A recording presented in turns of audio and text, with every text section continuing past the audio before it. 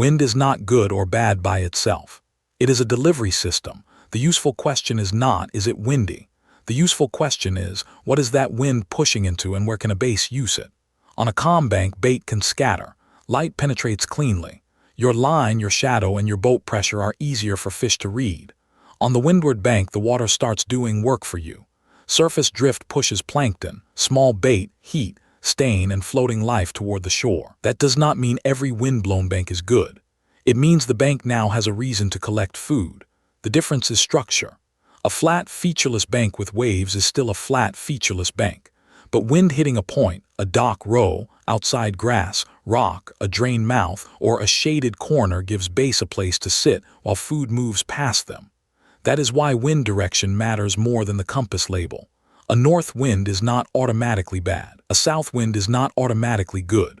What matters is which bank it loads, how long it has been blowing, and whether that bank has cover, depth, or an ambush edge.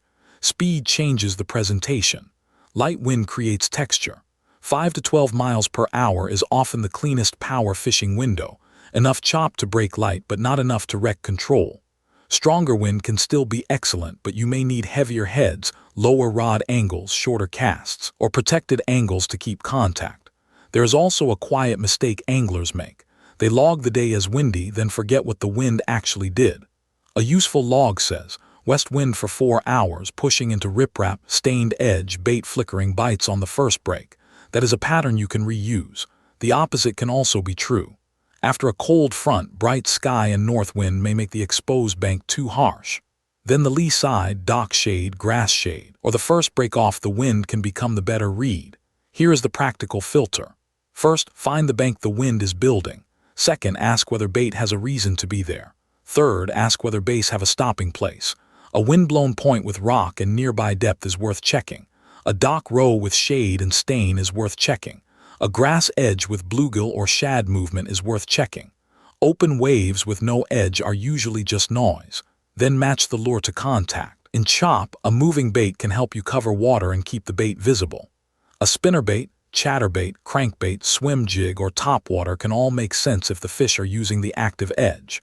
But if wind makes you lose bottom, lose the blade pulse, or lose your line angle, the bait is no longer fishing correctly.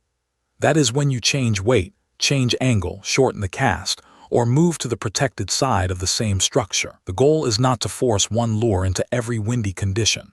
The goal is to notice what the wind made easier for the fish. If it made bait easier to trap, fish the loaded edge. If it made your presentation impossible, change position before you blame the conditions. So do not rate wind as good or bad. Read it as motion. Where did it push food? Where did it break light? Where did it create current? Where did the fish have a place to intercept? In Bassai, log wind direction, wind speed, sky, water clarity, cover, depth, lure speed, and the exact side of the cover where the bite happened. That is how a windy day turns from a rough condition into a repeatable base fishing pattern.